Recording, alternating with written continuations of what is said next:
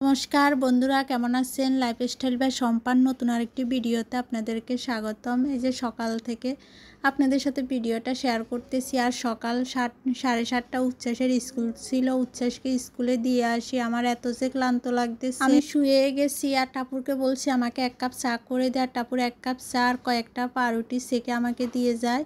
আর এই যে খাওয়া দাওয়া সেরে বেশ অনেকক্ষণ শুয়েছিলাম। তারপর আসছি রান্না করার জন্য। আর এদিকে দেখি আজকে আকাশটা একদম মেঘলা মেঘলা। আজকে টাপুরের বাবাও বাসা নেই, তাই কি রান্না করব, একদম হালকা পাতলা রান্নাই করব। আর এদিকে তো অনেক গরম পড়তেছে, আর দেখি বৃষ্টিও আসতেছে। আর এদিকে তাই শাক ভাজি করব। পাট পাতা শাক ছিল, আর এখন ভাজি করব। দিয়ে দিলাম শুকনো মরিচগুলো ভেজে নিব। পাট পাতা শাক আমার কাছে বেশি সরিষা নারকেল বাটা দিয়ে খেতে ভালো লাগে।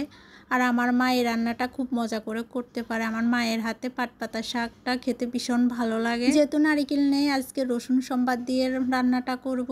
আর এই যে রসুন দিয়ে এখন শাক দিয়ে দিলাম। শাক দিয়ে অনেকক্ষণ নেড়ে চেড়ে নিলাম, না হলে লবণ দিলে আন্দাজ পাওয়া যায় না কতটুকু লবণ দিব। আর এদিকে কাতল মাছ ভিজিয়ে রাখছি, কালকে একটা বড় একটা কাতল মাছ নিয়ে আসছে। কাতল মাছটা আজকে আদা জিরা বাটা দিয়ে ঝোল করব। আর ওইদিকে ডিম ভাজি করে নিছি, আমরা সকালে খেয়ে নিব।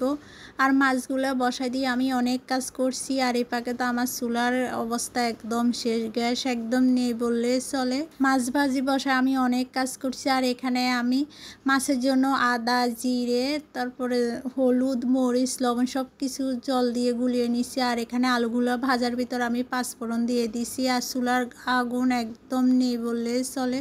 অনেক কষ্টে রান্নাটা করে নিলাম, একদম অনেক সময় নিয়ে রান্না করা হয়েছে। আর এদিকে ঢাকা দিয়ে ওইদিকে ওদেরকে ভাত দিয়ে দিব। আর উচ্ছ্বাসেরও খিদে লেগে গেছে, স্কুল থেকে চলে আসে। আর এদিকে আমার আলুটাও কষানো হয়ে গেছে, সিদ্ধ হয়ে গেছে কষানোর ভিতরে। এখন পরিমাণ মতন জল দিয়ে আমিও খেতে চলে যাব। আর ঢাকা জল দেওয়ার পরে আমার তরকারির ঝোলটা গরম হইতেও বেশ অনেক সময় লেগে গেছে। পরে ঢাকা দিয়ে আমি চলে গেছি খেতে। আর আমারও ভীষণ খিদা লেগে গেছে। আর এই রান্নাটা বসাই দিয়ে আমি কত যে কাজ করছি, আসলে সব কিছু অফ ক্যামেরা করছি তো যা শেয়ার করা হয় না। আর এত ভিডিও সব কিছু ভিডিও যদি আপনাদের সাথে শেয়ার করি তাহলে অনেক বড় হয়ে যাবে, আপনাদের দেখতেও ভালো লাগবে না। আর এদিকে আমি আজকে খাবো পান্তা ভাত। আর এই গরমে পান্তা ভাত খেতে ভীষণ ভালো লাগে। আর ওদেরকে দিয়ে দিলাম গরম ভাত, সাথে শাক আর ডিম ভাজি। আমি শুকনো মরিচ দিয়ে খাবো, সাথে ডিম ভাজি আর শাক। আর পান্তা ভাতের সাথে যদি থাকে ভর্তা অথবা ডালের বড়া তাহলে তো বেশ মজা লাগে। আর আজকে আমি ভর্তা করব না, কারণ আমি বেশি ঝাল খেতে পারি না, আমার এমনিতে গ্যাসের সমস্যা করে। আজকে অনেক মজা করে তৃপ্তি করে ভাত খেলাম।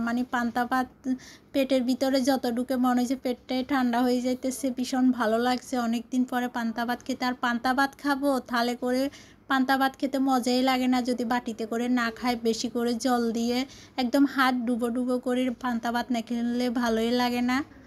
আর এই যে খাওয়া দাওয়া শেষ, দেখি আমার মাছের ঝোলটা হয়ে গেছে। এখন মাছের ঝোলটা নামিয়ে নিব।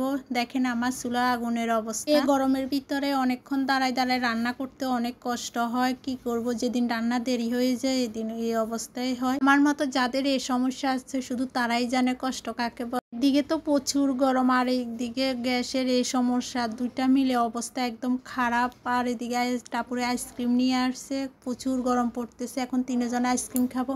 আর দেখেন আমরা এভাবে তিনজনে আইসক্রিম খাবো বলছি, একটা ছবি উঠা। আর এই প্যাকে ঠাকুর কি করতেছে, আমার আইসক্রিম থেকে ও নিয়ে যাইতেছে।